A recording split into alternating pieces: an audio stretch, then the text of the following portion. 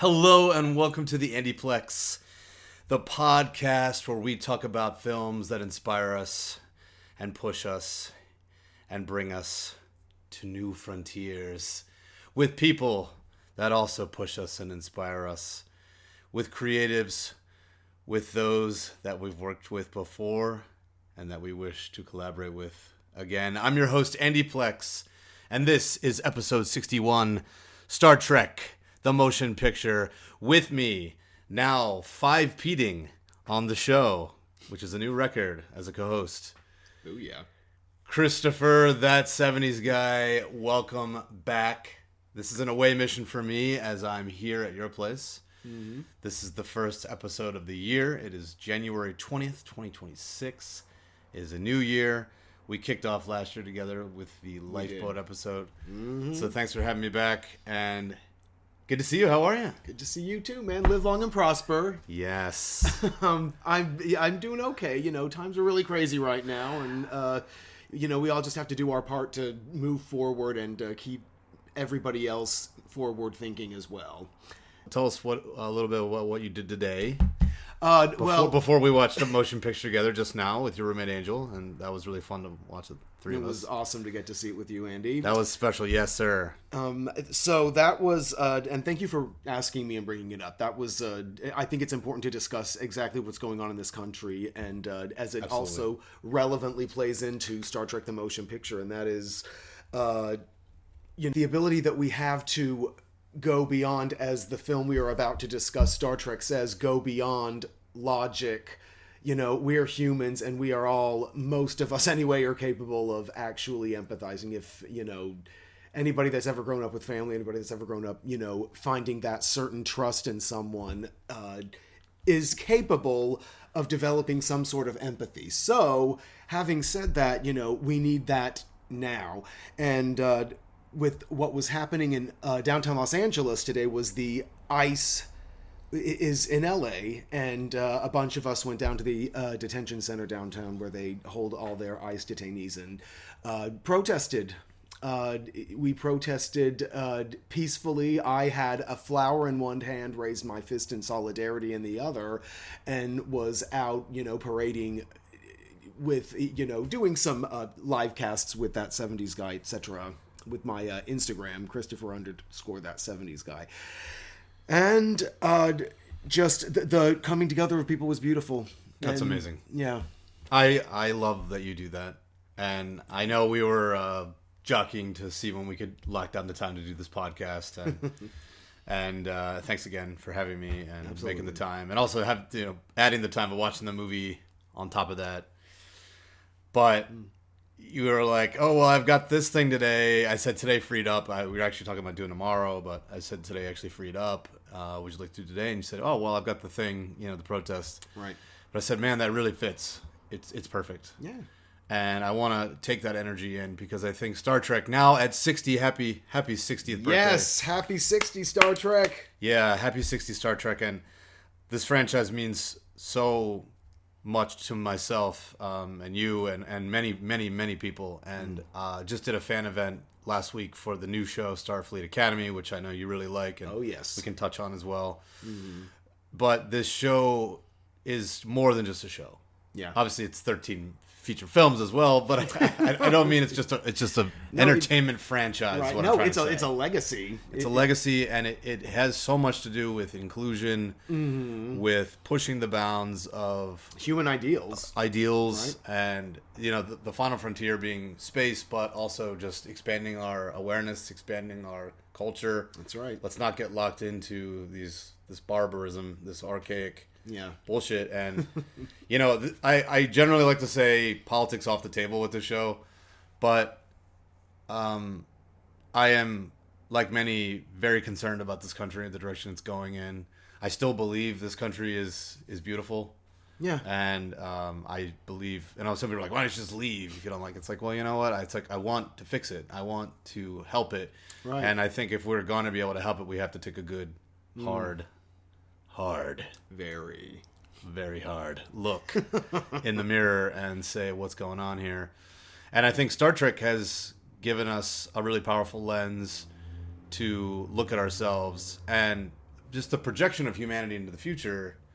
Obviously, it's a projection from now, but of course, there's ships and technology and phasers and transporters, and that's all cool. Warp drive. Hope we get there. Oh my God! But stripping away all the technology, also the expansion of ideals, of values, inclusion, love, peace, open-mindedness. If you look at the bridge crew, you got all kinds of nationalities represented. Genders, just the beautiful different aliens, yeah. So this franchise I wouldn't call it a religion. I think that's too strong of a word, but I do call it a philosophy. And my parents exposed it to me growing up. We watched Next Generation as a family. We sat down. It was very sacred. We literally made time for it week to week. And then, of course, it was in rerun. All that syndication, ka-ching, ka-ching. Ka-ching, ka-ching. And my parents did a really good job of exposing me and my brother, Gianni, shout out to my brother, to lots of cool stuff. And, my dad was a big fan of Westerns, but he was also a big fan of sci-fi. And I really took to it. And Star Trek, I'm talking 1990, 1991, 6, 7 years old. I've pretty much been, this is my favorite thing now. And it's still there. And I like sci-fi in all facets. But there's something wholesome about Star Trek that just brings me to my happy place. And I just think, I don't know, it's so cool that you go out there and whenever we talk on the podcast, we talk about how you do that. And I just think it's really cool. And explain the wig to me real quick. So if you may. So I'm Kryzstofer, that 70s guy. Right. Kind of a, commentator and, pseudo-fashionista, do film reviews, podcast commentaries, the works, filmmaker, and got one of your scripts sitting right here next to us. Yeah, I'm all marked up, all underlined, all underlined, and notes and cutting out sections of it. No kidding, he's looking at it right now. Can't wait to read it. It's I hope you do. I really hope you do.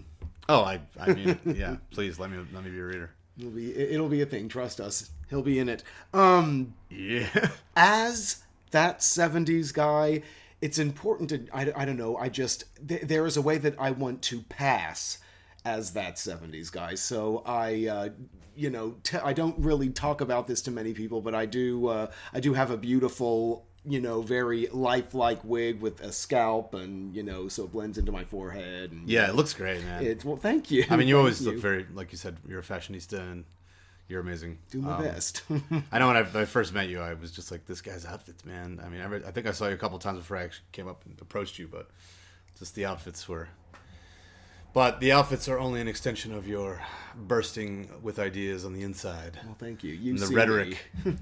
Thank you. And you see me, and it's important for me to shout out to you that you bring this stuff up. I just being aware, trying to be objective about it, but just being aware about everything that's going on in the world right now. Yeah. And just standing on the sidelines to all of it, ready to be a force of good. That's all any of us can do. And anyway, so... That's amazing, Chris. Yeah, I always love tuning into your stories and your posts, and I feel like I learn a lot checking in on you and what you're up to. Glad I could be of service. Well, Star Trek has such a power and a responsibility, and I believe that it's expanding all the time. We got a new show right now, but you were the one that said you wanted to do the first film, right? 1979. 47 years ago now. And what's hilarious about this, I don't know, hilarious is the right word, but so as a big of a fan of Trek as I am, in fact, fan, again, it's like my philosophy. I believe that it is just some of the best of humanity. And I talk about it and think about it, and it's in my heart and soul all the time. I like to watch it just to be entertained. And sometimes I just want to see a fun, space opera romp. But it leaves you with an idea. It leaves you with a kernel of thought, of some means of expanding your mind. Every week, every episode, every movie. And the movies are nothing but big budget episodes. Longer budget episodes. Yes, absolutely. They still leave you with a kernel of information to chew on. Expand you, crack you wide open, ruminate on it, think on it. But the irony of a motion picture is growing up is I did not like it. I found it boring. I found it just, and I guess the DNA of the series was in flux. I mean, it was so new at the time. I mean, now that's right. When I tuned in, we already had Next Gen, and I think Star Trek 6 had already come out in '91. Yes, that's right. So it's kind of hard to go back to this point, because at this point we only had the original show. Right. And then the animated series, which I'm actually working my way through right now for the first time. It's my only blind spot. I'll be starting that one soon. Yeah, it's really cool. It's very much like TOS, and you can tell they were like, all right, what couldn't we do with live action, which we could do with animation? Have some aliens that tentacles and monsters, and show things and then they also did it in 24 minutes and geared it more towards children, but it's still pretty. I mean, I just found myself still looking things up online and being like, well, this is still pretty mind-bending. Yeah. But anyway, so this is very early in the franchise's history, but Paramount was trying to re-solidify this was actually going to be another show. I don't know if you knew Phase that. 2. Phase 2. Yeah. And then they decided to go movie after the Star Wars phenomenon. Yeah. And I just felt as a kid, and even until maybe just 3 years ago when I watched this, what is it called? The Director's Edition? Which we just watched. Yeah. That I didn't like it. I thought it was kind of boring. It felt like it was trying to be 2001: A Space Odyssey, and I was even a fan of Robert Wise. Day of the Earth is Still, West Side Story. I was in West Side Story in high school. It was actually one of my first stage things I ever did. Well done. Thank you. I was one of the Jets. Cool. I did riff in high school. You did riff? So I did, yeah. Oh, cool. I was A-Rab. High school. Oh, hell yeah, man. Cracko Jacko. Oh, hell yeah, the Jets, baby. So, and then you and I just did The Haunting in October together we did Yes. Haunting and Legend of Hell House. And Legend of Hell House. That was amazing. Good to have you over. Anyway, I love this movie now. Yeah. So let's cut to the chase. Perfect. This is a celebration show. I'm so glad you brought it up because I watched it just 2 years ago, and this is the second time now watching it since I've been like, I like it. I like this movie. And it does feel like Star Trek. And it is Star Trek. And it's awesome. And it's, I literally came to tears just 3 times, maybe only just 3 times when we just watched it. Yeah. And I just, I'm so glad you wanted to bring it up. I didn't twist your arm. I'm sure everyone out there probably thinks that I was, the mastermind here. If anything, I twisted your arm. Yeah. I give my guests full control, and Chris always gets to choose. I mean, we might riff and say, "Oh, what about this?" But anyway, what for you, Chris? What does this movie signify? What was your beginnings? Let's back it up. What was your first time you saw this movie? Like, when did you first encounter it? I first encountered it when I was a child, probably around the same age that you were, in Okay. 90, 91, 6, 7 year area of my life. And it just, it always fascinated me in a weird way, though, because nobody in my household watched it. But I was privy to it, by proxy through a bunch of friends, a bunch of and their brothers and sisters, and we'd be going over and playing in their backyards, and somebody would be watching it on the inside their house, on TV after school.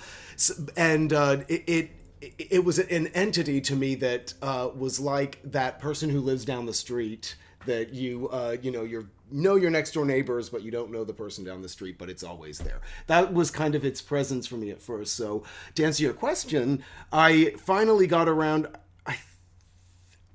I think I saw it in college. I think I was at film school when I saw it. Front to back, were you really? Yeah. Yeah. Because it was in film school that I actually watched it for a class, or watched Con for a class. But but we discussed this one. No, we watched this one as well. Yes, sorry, we watched both of them because there's such a great contrast in between them. And that was where the ideas of the class were going. But cool, yeah, fun class. It was cool. Wish I could have been in that class. You would have loved it. Well, that's great, man. Yeah. So, what kind of made it call out to you now? Why do you think you wanted to? I mean, I know it's the 60th of the franchise. That probably was ruminating in your head. But what do you think about this movie? Is there something about this movie that just made you want to dive into it now, or is it something you've been wanting to do? No, it's. I think like all of our shows, I think that there's something that the film is trying to tell us now, You know, in the same vein that we had discussed with Life Road and Exorcist 2, which is we're at a place now where we need to make a jump as people, and in our evolution, you know, our time has come.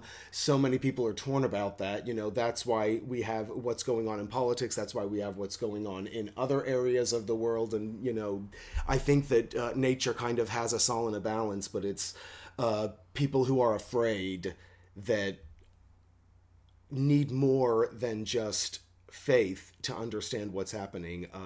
They're the ones being affected negatively by all the change and the raising of consciousness and brotherhood. I mean, we're in the age of Aquarius now, and that's the main positive sign of Aquarius, is the nature is not so codependent on human relationships, but more opulent in brotherhood. You know, a better understanding and mental clarity of who we are to ourselves, to each other. So all of this to say, it's amazing. And so I had recently turned on, because I've been so depressed, as we all have for the last year and a half, I turned it on and I realized that this is life support for me right now. So as I've been binging through, I'm going to start them from the original series and then go to everything that we have now. So wish me luck.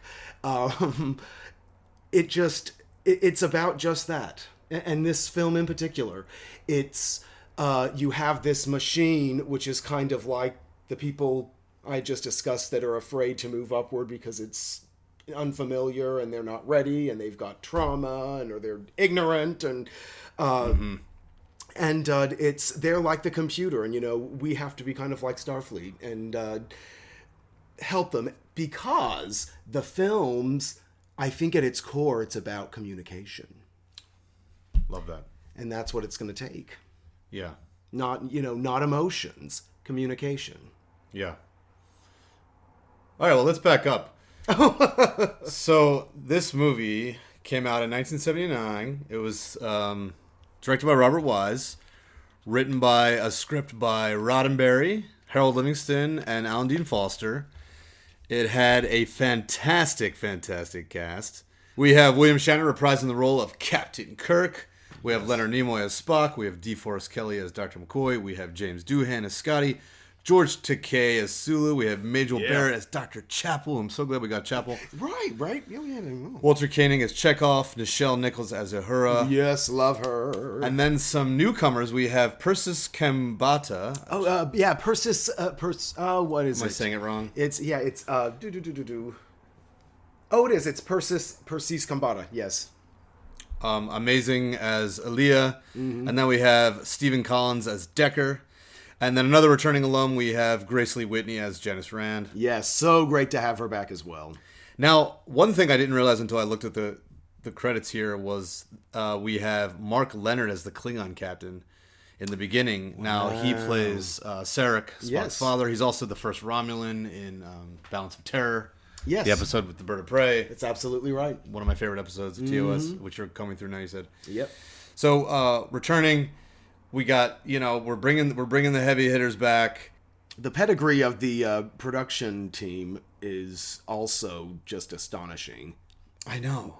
Yeah, I mean, so I just read a thing today that they brought Robert Wise in because it was Roddenberry's favorite movie was Day the Earth Stood Still. Mm-hmm. And they thought if they put in Robert Wise, then maybe Gene won't meddle as much, because maybe at the time he was starting to get a little like, this is my baby. Possessive. Oh, yeah, yes. Possessive, which I actually appreciate. And I really think Gene's done a lot. And there's a lot of Gene in here. And I'm glad there's a lot of Gene in here. I could see the kind of point of view that he'd never done like a big budget movie. But I just want to do a quick synopsis of the plot. Okay, when a massive alien spacecraft of enormous power destroys three powerful Klingon cruisers as it makes its way towards Federation space, Admiral James T. Kirk is ordered to take command of the USS Enterprise for the first time since their historic 5-year mission, the original series. Yeah, the Epsilon 9 space station alerts the Federation, but they are also destroyed by the alien spacecraft. The only starship in range is, of course, the USS Enterprise. After undergoing a major overhaul in dry dock orbiting Earth, Kirk rounds up the rest of his crew, acquires some new members, and sets off to intercept the alien spacecraft. However, it has been 3 years since Kirk last went into deep space, is he up to the task of saving Earth? Beautifully put. So the reason I just wanted to go back and get that in there is because some of the stuff you were saying. I do think this movie is so Trek. I criticize it for not being quote-unquote Trek back in the day. This is 20 years ago. I own 5 copies of this movie. I understood that it was part of the pantheon, that it needed to be in there. You got to get the whole set where you get the Enterprise formed out of all the spines on the VHS. So I had that, had the DVD, had the Blu-ray, and then again the 4K. But the thing about it is this is so Star Trek, and I'm eating my words from the past. That I think you really nailed it about needing to ascend. And I criticized it for kind of wanting to be 2001 Space Odyssey. But there's a lot of kinship there, and there's a lot of similarities there, more that I even caught this time around. So yeah, besides the kinship with visually, because of, what was it, Martin? Douglas Trumbull. Douglas, thank you. Yes. Douglas Trumbull, who became a hero doing the effects on the 68 2001 and bringing it back here, and there is that kind of psychedelic quality here that I really like, that kind of stepped away from some of the look of the old show. But you got to remember, the old show, they didn't have any money. Yeah, it was a lot TV. of time they didn't have money to show the other ship. I mean, half the time the Klingon ship you never even got to see. Right. It's funny you say that. Just real quickly, shout out. It's the second season episode where Kirk goes down, and there's an indigenous tribe of people on Earth, and he's forgotten who he is, and he marries the indigenous woman. Oh yeah, what's the name of that one? It's I'm so sorry, I'm blanking on the title. I'm good with the TNG names best. I know them all. I love TOS though. But I noticed that it looked so much different the way that it was shot, and then I thought to myself, this is like the first time they ever actually truly were outside. So, of course, the budget and all the logistics behind the filming of it were much more altered. Yeah, absolutely. So this was just, it must have been so cool back then if you were a fan of the old show to then see this for the first time and going to the theater and seeing it on the big screen. And my favorite movie of all time is Star Trek First Contact, because Next Generation is my favorite show, and I'll never forget going to see that in the big screen and just being like, this is unbelievable. And it just hit me so hard. I'm still like quivering from that. We're not 30 years later. Yep. I'm actually going to probably see if I can't get somebody to screen it for me somewhere, somehow. We'll get that taken care of at the Eastwood. Yes, I know. I'm gonna have to have that make that request. I'm so pumped. You and I are gonna go see Star Trek 4 in a week and a half with That's right. George Takei in person, and we're gonna have you back for that. But yeah, I think what you said about evolving, and in 2001: A Space Odyssey, it is a machine, HAL, and humanity grappling for that next evolutionary bump with the monolith. Right. And here you have a machine that assimilated the Voyager probe, which we sent. Mm-hmm. I love this. Voyager, right now it passed the what is it called, the solar barrier or whatever. It was about a year ago. Yeah, it's out there now. It's in inner solar space now. It's beyond our solar system. Wow, it's amazing. There's actually a really good documentary on Voyager called The Farthest. Okay, which I was like, it's over 10 years old now. It's gone even farther away. Wow. Okay, I need to check. But anyway, the idea is we sent this out, and it's got a little like phonograph on it and a little like, here we are, and these are coordinates. Hopefully some people are like, don't send the coordinates to a hostile species that might encounter it. But so the species of computers, of computer intelligence, find it and assimilate it into their kind of consciousness, their computer consciousness. The Voyager probe. This is a motion picture. This isn't what actually happened. Maybe it will eventually. Probably will. It's probably not really sci-fi. Art does imitate life. Exactly. And then the very primitive and very simple code on the Voyager is seek out and send back. Seek out any information. And so this computer species is now like, oh my God, I got to go find the creator, which is Earth. Got to go to Earth and figure out why I'm here. What does it all mean? Life, the universe, and everything. Yeah. What a great idea. And then in so doing, it's like basically going to wipe out humanity by trying to discover it and understand it, which is an hilarious irony.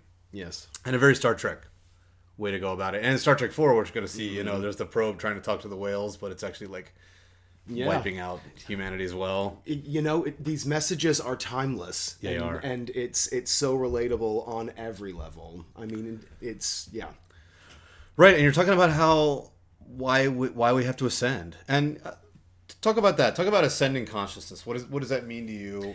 So it's really kind of being able to feel empathy for somebody that's on more than just the usual skin deep superficial level. It's actually not being afraid to, as Spock would say, mind meld, basically. I think we are all capable of it, and I think we all, as humans, I mean, and as creatives, you and I especially, we all have sensors that are only accessible through love. The love of another human being, and it's an intellectual, but it's also very physical, and both sides of that spectrum are affected by it. So to ascend, we have a higher consciousness. Our thoughts become more positive. We're not so reticent to change and not so stoic in our nature. It's more than just growth and change. I mean, growth and change are the first part of it, but the ascension is in the universe. I think our vibrations will put Earth, if we don't destroy it, on the level where we are able to have the life that we're purported to have in Star Trek, with going into space and finding new life forms and working with them to keep love in the universe, or as they say, restore peace to the galaxy. Yeah, absolutely. There's this intergalactic collaboration, cooperation. All the above. It's a community. Yeah. And we're a part of it. And the United Federation of Planets is nothing but an extension of Earth, meeting other species and getting on the same page and having a parliament and working together and growing and learning. And it's not this conquer. It's not like we're conquering territories. We're expanding. We're meeting life and new civilizations, and learning about them and growing. And it is about communication. And I think Star Trek is so about communication. And on the show, different aliens might represent different parts of humanity, parts of ourselves, and that's why it's like these really nice little nougats of lessons playing themselves out in these episodes. Well, and don't forget too that in that communication and in ascension, emotions are communication. And we as these living, operating beings must find a way to compute it. Or we'll self-destruct. No, I like how even Spock said, logic will only get you so far. When he tried to mind one with V'ger. And here we have a probe created by biologics, by osmosis, carbon-based life forms that created a machine that was then assimilated by a machine race.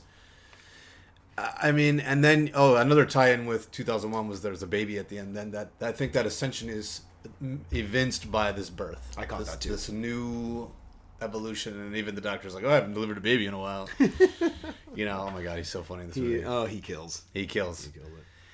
Yeah, I mean, what do you think this movie does so well? I mean, I think it does a lot well, Andy. If I may, please go ahead. I was just thinking to myself, this film is pure joy, pure calm joy. It exists on the most subdued level, but when you explore all of its themes, when you explore what it's trying to say, ascension, etc., I think the idea is to saturate yourself with the exponential possibilities and limitless, where we can go in space. I think that the film really opens that up for you.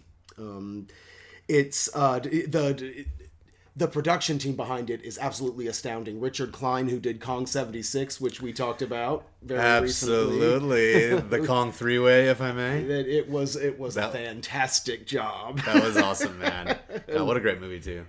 Definitely. Yeah, that was great. Me, You, and Angel. We got to do another Me, You, and Angel episode. On Invasion 78, we get to reteam with Leonard Nimoy. Oh, my goodness. Yes, I love that one. Honestly, seriously, we should do that. Yeah, we will.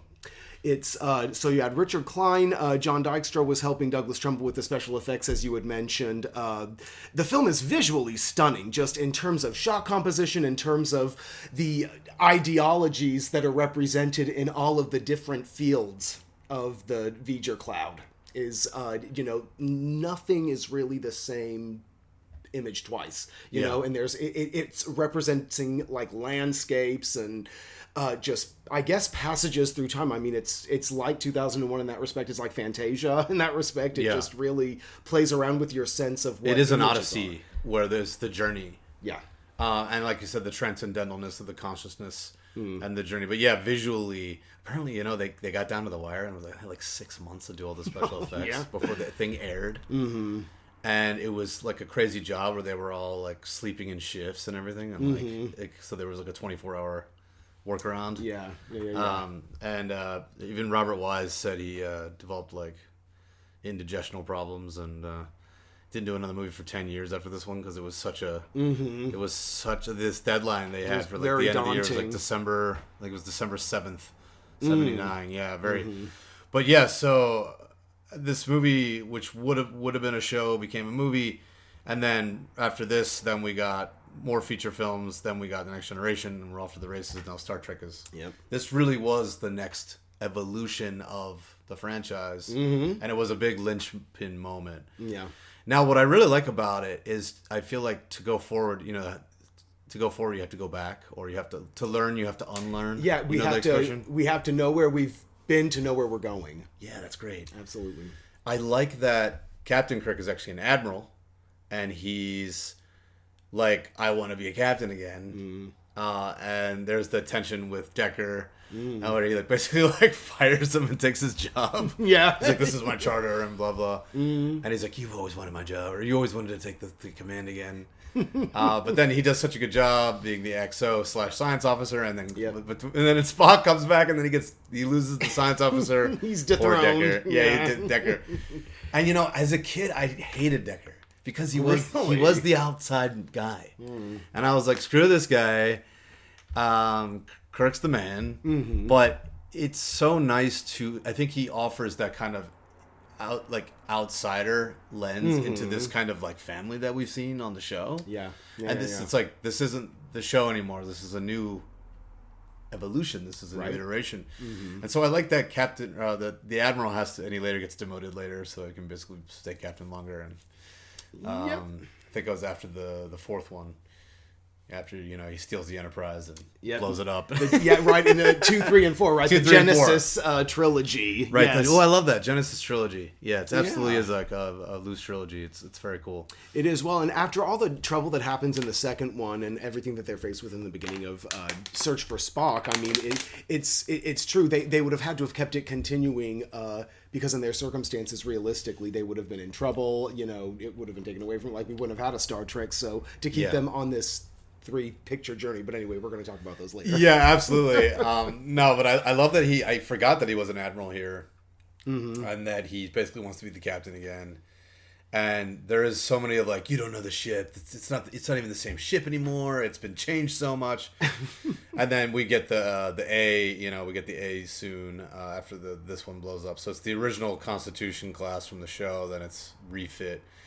But I just love that whole like, oh, you're outdated, you gotta step aside and let the new people kind of take over. But it's like, obviously Kirk's the man. Yeah.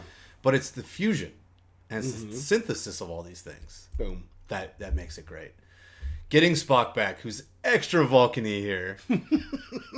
But then at the end cries and his contact with his human half and his emotion, and he's crying at the end. That was powerful. It brought me to tears. Yeah, same. Because he felt that deep longing from this computer that just didn't understand, looking at it just as a sense of acquiring data like the Voyager probe, you can only acquire so much raw data until you have to interpret and synthesize. I mean, like you said, process, and that's what you were saying with emotion. I really want to touch on that.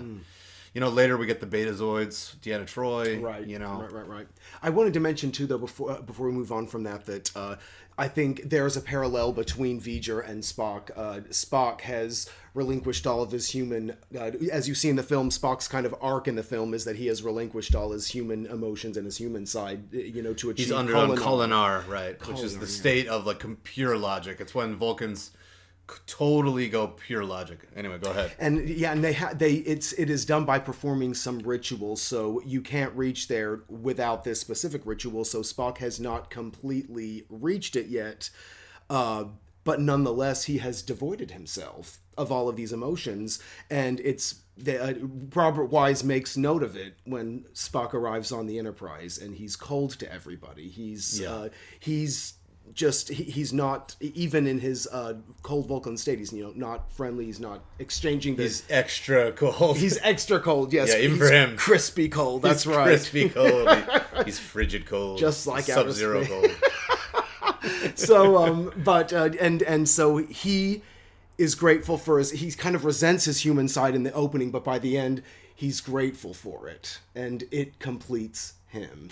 That's awesome, man. It's really beautiful because he really does have an arc. I feel like every character has their arc, and and I know there's that kinship where he's like, even he's all about logic, and then he realizes that he's like, the logic only gets you so far, and that you got to make that next leap into the new consciousness has to be with beyond that, and that's why we need a human synthesis where it actually becomes Decker.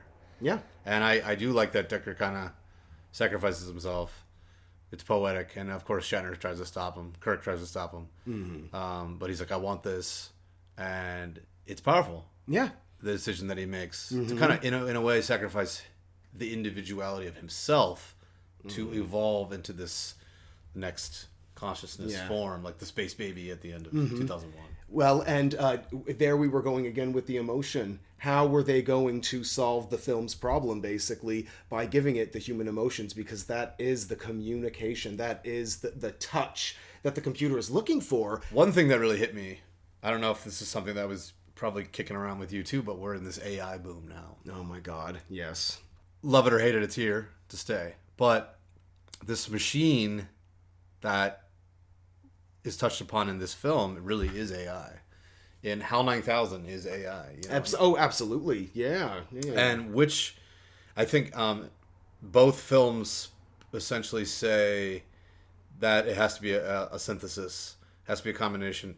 And if anything, AI is humanity kind of replicating itself as well. Mm-hmm. You know, and I don't know how intelligent artificial intelligence is at this point. It will eventually, it's going into layers, whether we like it or not. It goes through layers, just deeper and deeper and deeper and deeper. Logically, I think explaining what each emotion is. There we go, emotion. That's always been a theme in science fiction. Has been, or at least in space science fiction, has been about the two different sides, emotion versus logic. Anyway. No, absolutely. No, and I think Star Trek does it all the time. And even making Spock half human, which they don't really touch on in this film. Yeah. But there's only so much time. But yeah, making him half human, and they insult him. They're like, "Well, it's the human side of you talking right now, Spock." And he's like, "Oh, how insulting!" And there's that kind of war within himself. It's so great. Yeah. And in Star Trek 4, how do you feel, Mother?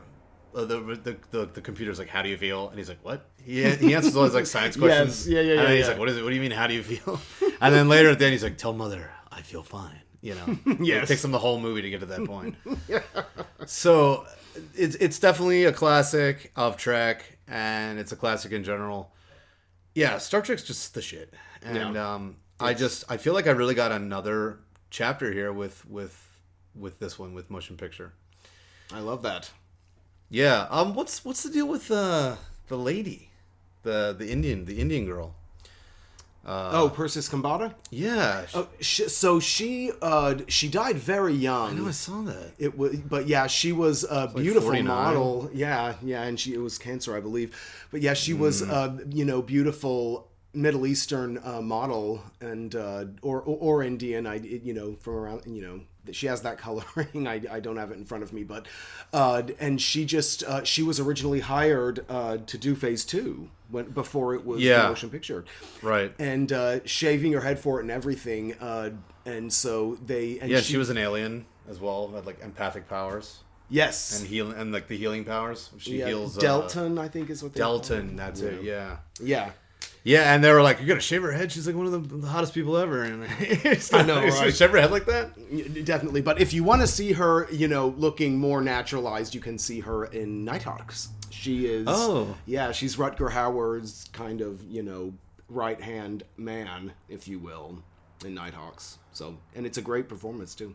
Very cool. Very cool. Well, what are some other takeaways for you, Chris, with the motion picture? Like Star Trek.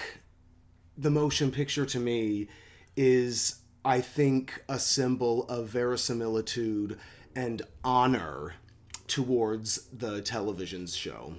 For Trekkies like as you to Trekkies like me and everybody in between and on the margins, you can tell he did his homework. You can tell he did his research on to get performances right, to get the pathos and the kind of pacing to be more like an episode, and all the moments, the bickering between Spock and Bones or Captain Kirk's. Yeah, that's pretty much a triad there of the bickering and the kind of slamming each other and one-upping each other. Yeah, it is an adept cinematic expansion of an original television show, and it's and that's just on that level. But that I think is what's key to its success. I think that's why even those who grow up disliking it kind of find their way around to it. Not to mention, as you put it, the philosophy. Yeah, no, I think I don't know. I think I was just like, this is kind of slow. It's a little more psychological. It's a little more heady, like a little more psychedelic. There's a lot more like shots of them just like looking out at the effects, and I think as a kid I was just kind of like a little checked out during those moments. Yeah. But now I just see it as like the wonder of being an explorer, Yeah. And I think like if you're gonna have a spaceship flying through space, you got to have shots of just people looking and seeing. Mm-hmm. You don't always have to have some dialogue. You don't have to have some rant going on. Yeah, you just brought a thought to my mind. So Alien and Star Wars, and Black Hole for that matter, at the time were all directed by younger filmmakers who were articulating the popular new age, the very new innovative blockbuster approach to their movies, and it was selling tickets and getting butts in the seats, and they were all released in the summer. But Star Trek is by seasoned professional Robert Wise. It just struck me that it would be more of a tale that implies wisdom and sitting down and listening and being patient to understand. And I think that ergo, I think most everybody eventually gravitates back towards the motion picture for that very reason, because it becomes more and more relevant to them as they get older. That's great, and it's even echoed within the story of having a seasoned, older, admiral who has to kind of go back and steal the captain's chair away from the young Decker. So there's that element of like, you're outdated, you're a dinosaur, and they touch on this a lot. And one of my favorite episodes of Next Gen is Relics with Scotty. Scotty's basically caught in a pattern buffer in the transporter, therefore he's been able to like hang around for 100 years. Oh my god. Okay, well, And it's like him and Geordi working together. And Geordi's like, oh, we outdated that. He's like, try this. And he's like, oh, well, we evolved way beyond that. Oh, I cannot wait till I get some of his old school philosophy really comes into play, and the dynamic and of the two sides of the coin, and you really get to the bottom of it. There's a Dyson sphere. It's amazing. Wow. Yeah, that's a great episode. But yeah, I mean, I just think that's a really well put, and I love that his name is Wise, and it's like he's wise, and the wisdom of the old. It's like almost like a little. It's like perfect. Mm-hmm. It's like Norman Jewison directing Fiddler on the Roof. Exactly. Dewey McJew a lot in. But I didn't know until I watched today, just coming over here. I saved it for the drive over, but there was a 30-minute little doc on a motion picture beyond the ones that I had on all the discs that I had and the making ofs. Gene Roddenberry's favorite movie is The Day the Earth Stood Still, 1951, and that's directed by Robert Wise. Yeah. And I think the studio said, well, let's get him, and maybe that'll help us kind of like quiet the stirring Gene Roddenberry, who's kind of grappling for control of his IP. But it really hit me. I think there's something about that movie that is very Trek, and it was 15 years before Trek. And it's about an alien who comes to Earth to look at Earth to see if we are, in essence, cut material for this galactic alliance. That is, or are we dangerous? Are we to be wiped out as potentially a problem, a threat to the peace, which is bigger? And if you think about it, that's the Federation. The Federation is an alliance, like we were saying, of a conglomerate of these giant. It's an intergalactic network society, and I think about this all the time. And I think you said earlier, like, will we destroy ourselves? If we can. And I think that's why Star Trek's so awesome, is because it's about humanity where we got our shit together. Yeah. And we figured it out. We rose above greed. We rose above hate. We rose above, all the things that are like our fear, our insecurities. Yeah. And we worked together to make something better. Yeah. And it's a vision of humanity. So when I say it's not just a show or a TV show or a series of movies, it's a franchise, but it's a vision. Yeah. Where it all works out. And The Day the Earth Stood Still is very, very, very much this kind of proto-Trek. Yeah. So to me, to bring in Wise to do it, it clicked today. I was like, damn, that's incredible. That's awesome. Yeah, I'll be honest, I had forgotten that Wise directed The Day the Earth Stood Still, but I forget too. It's a cut above the rest, just contextually and content-wise in the film, even then it's not just a B-movie science fiction, Right. You can tell you're watching someone serious. Yeah. Right. And like they didn't have all the money in the world or whatever. I mean, I think it was pretty decently budgeted, but and then like shows like Twilight Zone and they left you thinking. Yeah. And they didn't always have money, and maybe the aliens were just a guy in a suit. And like in Star Trek, I mean, sometimes they're like the aliens just look like humans. The Gorn, hello, that's like, that's been mocked and creamed and reamed through culture, The Gorn's back in Stranger Worlds. Oh, is it really? They've updated the look very, very much sexier now. Very more badass. I have no idea. We're talking Planet of the Apes 2001. Aren't we? Yeah. I think you'll really dig Stranger Worlds. It's a prequel to TOS. It's when Pike was the captain. Oh, okay. Yeah, but we got Nurse Chapel. We got Spock. Okay. Who's Spock? His name's Ethan Peck. Okay. Interesting they didn't get Zachary Quinto, but I guess it's before. I know. Peck's great, though. Okay. He's really good. I think you'd really dig the show. Oh, yeah. It feels more like... It's more modern Trek where there's longer arcs. But it still kind of feels like more like Situation of the Week, like Alien of the Week, Planet of the Week. Really? Which I like of the old show. I do There's too. Something very liberating about that. Yes. Yeah. You can just jump around. You can more or less jump around in TOS, TNG. There's some smaller arcs, but...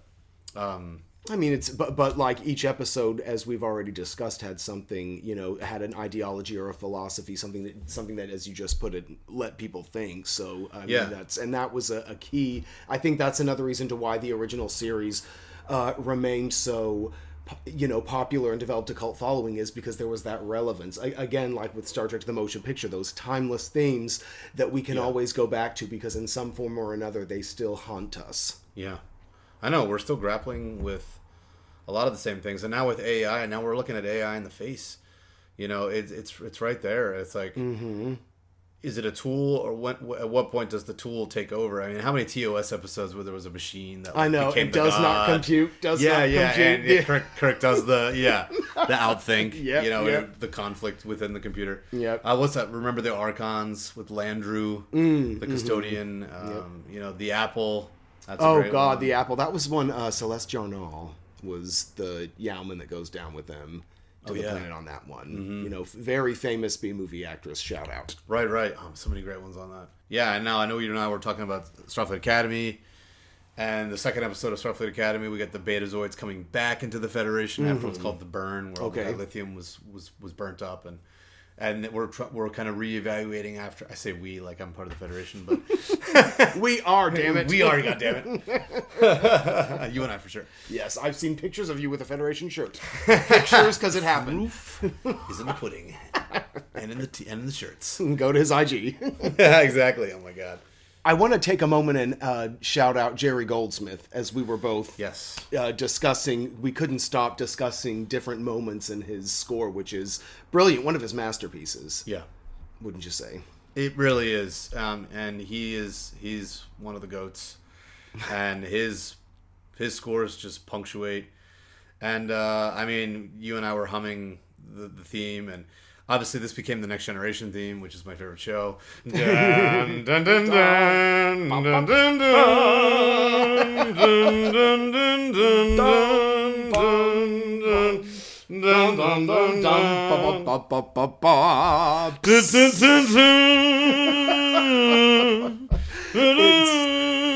Your roommate's like, yeah, it's Angel's like, what? Yeah, Angel's like, Jesus Christ. It's, I mean, just working here. Just as iconic as Star Wars. I mean, just as hummable, just as memorable. Absolutely. It's it suits the film so well. And I have a story because I don't think enough film buffs and enthusiasts know about it.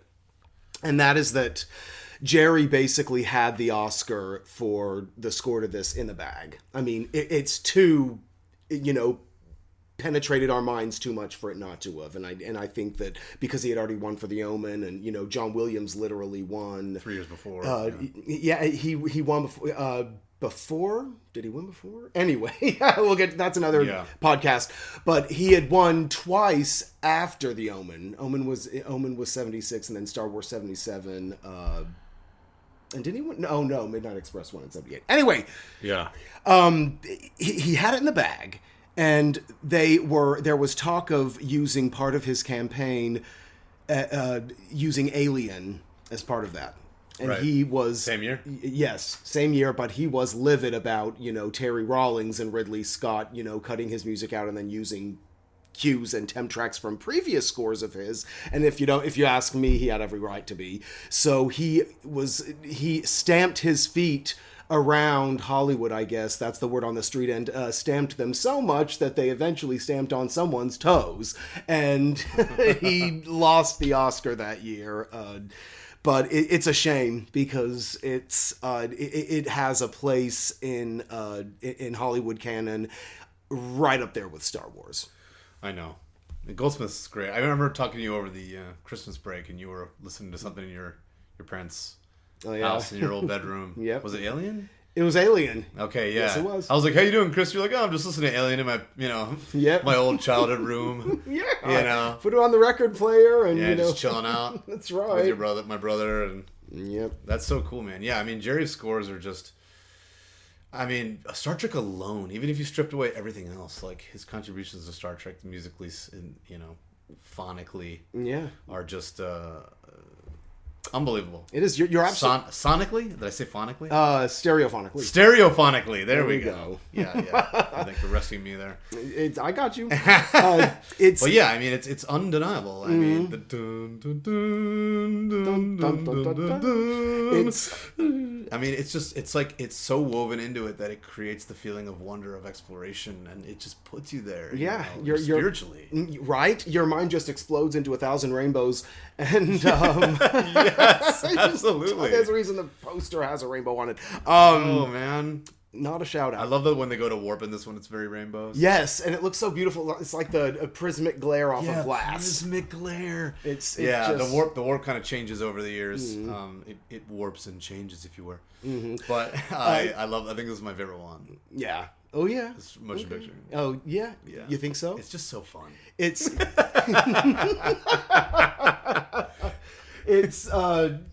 Sorry. Yeah. Woo. And to what you said about, his score and even without the special effects and everything, his score still being there. I mean, that proves so by haps. I remember in 10 years ago and coming up on in 2016. I was working with the American Cinematheque, and they had put on the Star Trek 50th anniversary, which included all the Star Trek films. Most of them on 35 millimeter, including this one, Star Trek the Motion Picture. And they did not warn the audience that the print was actually going to be warm, but they did get a 35 print, so everybody was happy about it. But then they didn't mention that the print was warm, because I think what happened was they received the print, and the person who gave it to them did not mention that it was warm, so they had kind of a last minute deal. But they tried to just kind of, kick it under the rug and not even say anything. And so when people started getting mad about it, they flipped out. I had to run out into the lobby because I was enjoying the film, and I said, quiet, And as I was doing that, the Enterprise sequence finished, and outside of the auditorium in the lobby, thunderous applause. Everybody just a huge applause to Jerry Goldsmith. I mean, he was one of the main stars in that movie. He really was. Yeah, absolutely. And like Star Wars with John Williams, like it would not be. It wouldn't work without it. Yeah, it would not work without his music. Yeah, it's so vital. It's so pivotal, and it's just, you can't separate them. It's like we said, the synthesis and the fusion into the next evolution. Like, you take away that audio. I mean, even Spielberg's like, most of the reason most of my movies work is because of John Williams. Because of John Williams, right? So obviously, there's nothing to look at. There's nothing to hear. It's just a blank screen. But yeah, I mean, he says it's just like more than half. It just does so much of the work. And yeah, I love that you said it opens up rainbows in your brain, because that's really, it just puts you there, and you can't think about Star Trek without thinking about the music. Yeah, that's right. And space, the final frontier. And Alexander Courage doing the original score. It's very super iconic. Oh yes, which is a reprise for Stranger Worlds. They bring it back. Okay. Yeah, it's about time someone did. Yeah, no, it's great. It's great. I think you'll really dig that, and I should play it for you. Okay. Yeah, it's the music just continues on so well, and the tradition of kind of the orchestral powerhouses that are coming out, in the opening credits. Yeah, it really just it injects something that's palpable to it. Yeah. It rouses you, and it totally lifts your spirits, and it opens you up for that exploration. And the exploration of without, but also the exploration of within. To grow and be changed without, you've got to go in and do the work. Yeah. But it's a sense of adventure, though. Yeah. It lifts your vibrations. It's like being next to a big motor that turns on, and all of a sudden your body starts feeling like vibrating, and like kind of like relaxes you. Like that's kind of what it does. Yeah, man. Oh gosh. Yeah, actually, I went to Jerry's gravesite. Not too far from you, I don't think. What? Culver. Oh shoot! I know where it's. I forgot the name of the cemetery. But yes, I do know it's nearby, and I need his to go son there. Joel, unfortunately, didn't live too long. He's buried with them, but they both contributed so much, and their legacy will continue forever. Yes, yeah. No, Jerry is going to live forever. That is for sure. I know. We'll be listening to it all in the next days. Life. Yeah, and beyond. And beyond. Yeah, man. All right, well. This was awesome. 5 episodes for you, Chris. 5. I'm so thrilled. So you have no idea. I'm like, happy birthday. Yeah, no, it's a big deal. And I can't wait to have you back already. And we're going to have you back real soon for Star Trek Voyage Home. That's right. And who are we going to be seeing at the Academy? Oh my God. George Takei. Sulu. Motherfucking Sulu up in the house. Just, it's on so many levels, right? OG, gay icon, I'm sorry, shout out. Yeah, absolutely. He would be proud of me for saying so. You said you saw him at Pride a couple years ago? I did. He was the Grand Marshal at the Hollywood Pride Parade in 24. Yes. Yep, he was in a convertible, like a topless convertible, some topless car, and he was just like waving and still got it. That's so rad, man. No, I saw him in 1992. We'd go up to Valley Forge, Pennsylvania for Star Trek conventions, and he spoke, and I don't think he'd come out yet. This was the early 90s. Yeah, it wasn't until about like 2005. Sorry. Anyway. No, that's awesome. So what a and Star Trek itself is just so inclusive, and it's just Everything, yeah, like Nichelle Nichols, I really love her. She's she was just incredible. Her story was actually very interesting. She was in Chicago and she was a dancer, and then somehow got involved in a production that was being put on by Playboy, by their Chicago location. And though Hugh Hefner didn't go and see her, he definitely heard about her because she was that splendid, and then he reached out to her and he flew her out to LA and I guess helped her get a leg up, no pun intended. Yeah, I love the story of Martin Luther King approaching her because she was thinking of stepping down for the second season of the show, and he literally ran into her on the street and said, we watch your show religiously. It's such a big deal. Yeah, it's not just any black role. This is like, it's an equal role. It's an equal role. It's powerful. You've got to stay on. Yeah. And she did. And we 6 more movies. We were so grateful for it. Yeah, and she added something to each and every one. Every episode, everything. There's always like her own little, she had literally had her own little corner, but like, she operated from that, and she was nonetheless very critical to the show. Very critical. I think. Like you said, communication. Exactly. Yeah. No, I mean, it's massive. She had the little cool earpiece. Now we've all got them. I know, right? It's like an oversized earbud or AirPod. Yeah, exactly. Right? Yeah, that's exactly. I kind of want one just like hers. I know, me too. That would silver. Be, walking around and like. Yeah. She had also rad. She had also tweeted that she had met Obama, and that Obama expressed similarly that he was a Trekkie, and she posted about it on Twitter. That's so cool, man. Yeah. Star Trek, man. Star Trek. It's good to have you here to talk about Star Trek: The Motion Picture 1979. If you guys haven't watched it in a while, give it another look. This director's edition's awesome. It's on Paramount Plus streaming, but it's worth a couple bucks rent. Mm-hmm. This movie is important, and I can't wait to. I think I'm just gonna keep on going and watch the rest. So. Right on. Happy 62, the greatest franchise in my opinion, and still going strong. Stronger than ever. Hell yeah. Engage.